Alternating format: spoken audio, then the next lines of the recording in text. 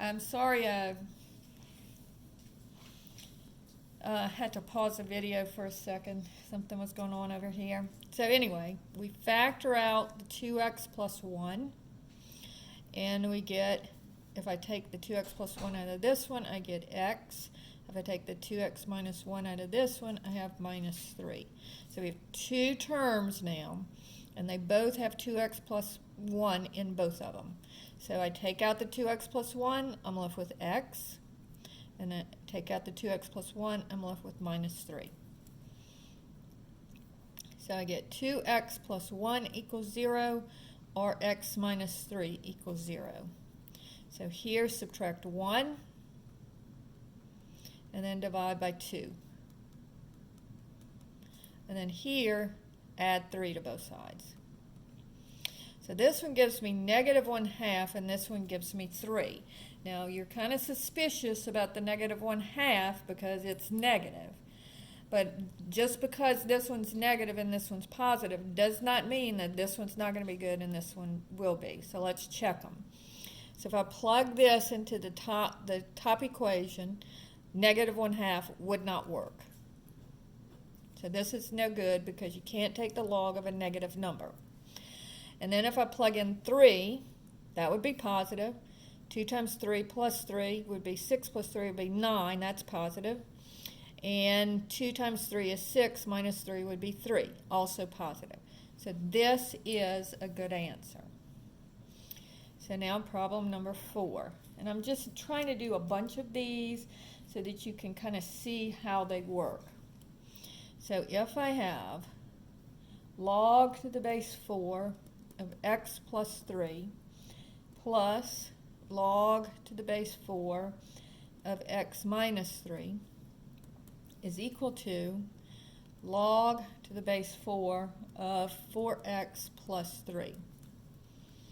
So this will give me, here I'm adding the logs, so I multiply the numbers. So this would be log to the base 4 of x plus 3 times x minus 3 is equal to log to the base 4 of 4x plus 3. Now I'm going to go ahead and FOIL this out.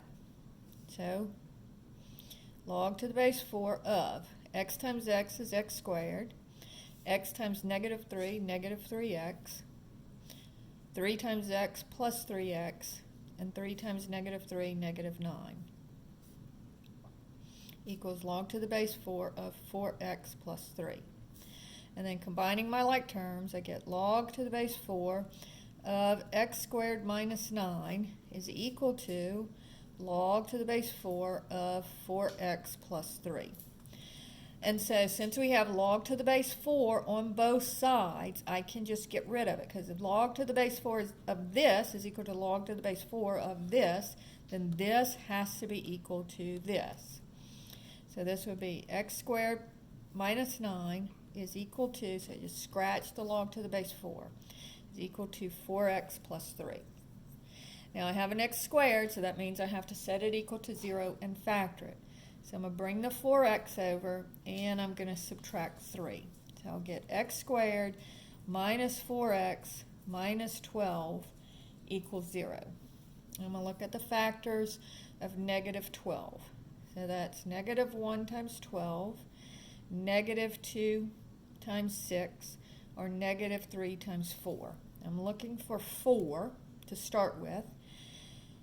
And so 6 minus 2 would be 4. But I want negative 4, which means I have the right numbers but the wrong signs. So notice that's 2 minus 6 does give me negative 4, and 2 times negative 6 does give me negative 12. So this will factor into x plus 2 times x minus 6 equals 0. So that tells me either x plus 2 equals 0, which gives me x equals negative 2, or x minus 6 equals 0, which gives me x is equal to 6. So again, I plug these in to make sure that nothing's negative. Negative 2 plus 3 is good. It's 1, so it's positive. But negative 2 minus 3 is negative 5. So the negative 2 does not work. Now let's try the 6. 6 plus 3 is 9. 6 minus 3 is 3. And 4 times 6 is 24, plus 3 is 27. And so all of those numbers are positive, so the 6 works, and my only good answer is 6.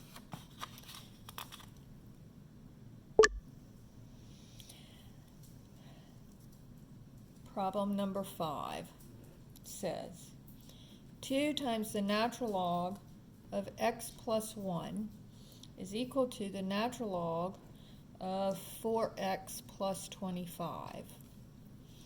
So on this one, I have to use this property of exponent so that I'll have natural log on both sides by itself. But notice that this one has a 2 times it. So I'm going to use my properties of exponents, and remember, this coefficient can fly up here and become the exponent. So I get the natural log of x plus 1 squared is equal to the natural log of 4x plus 25. And so now I have the natural log of this is equal to the natural log of this. So this, x plus 1 squared, has to equal this, 4x plus 25. So again, I can just knock off the natural logs.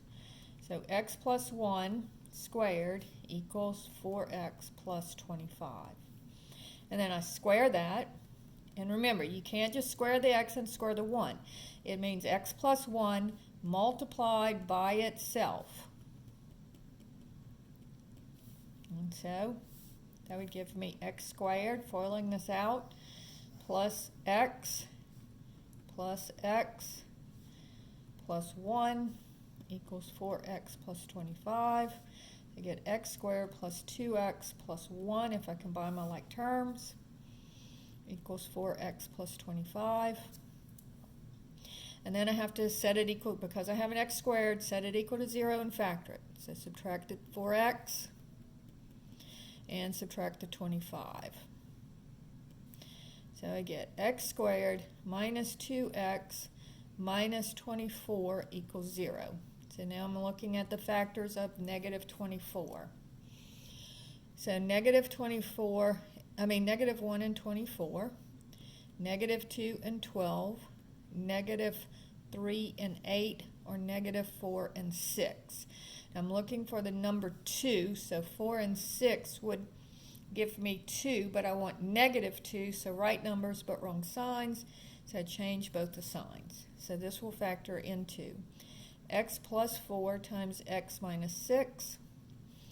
So if x plus 4 equals 0, x equals negative 4, and if x minus 6 equals 0, then x equals 6. So again, if I plug in the negative 4 plus 1 would be negative 3. That's not good. And if I plug in the 6 plus 1 is 7, so that's positive, that's good. And then 4 times 6 is 24, plus 25 is 49, also positive. So this would be a good answer. Okay, problem number 6 says the natural log of x minus 2 minus the natural log of x is equal to 4. Right? So this one's going to be a little bit different, because notice I don't have natural log on this side, so I'm going to actually have to write it in exponential form. But first I have to get these two logs together. So the natural log of x minus 2, because this is subtraction, I divide my two numbers. So when you're subtracting the logs, you divide the numbers. And so now I have the natural log of this is equal to 4. Now remember, my base is e. So at this point, because I don't have another natural log over here to cancel it with, I have to write it in exponential form. So here's my base, here's my exponent. So I have e to the 4th is equal to x minus 2 over x. Make both of my denominators the same, so times x, and I get x times e to the 4 is equal to x minus 2. Now subtract my x, or bring my x to the other side, and I have x e to the 4 minus x equals negative 2. And again, this is where you have to remember, what do you do here? You have two x's, but they're not like terms, so you can't add them. So you have to know to factor out the x. So that would be e to the fourth minus 1. So when you get to the end of the problem and you go, I don't know what to do, think, oh, factor out the x. Okay, that's what you always do. And then I would divide both sides by e to the fourth minus 1. So x would be equal to negative 2 over e to the fourth minus 1. Now again, if I want to, and this is just a number, this is 2.7 raised to the fourth. So if I want to put this in my calculator and find out what it's equal to, it would be negative 2 divided by, open parentheses, e to the fourth. So for me, it would be e to the fourth, like that, minus 1, close parentheses, and then equals. So this is equal to negative 0.037 if I round it off to 3 decimal places. So that finishes up solving log equations, and that finishes up section 7.5, and we are now done with logs.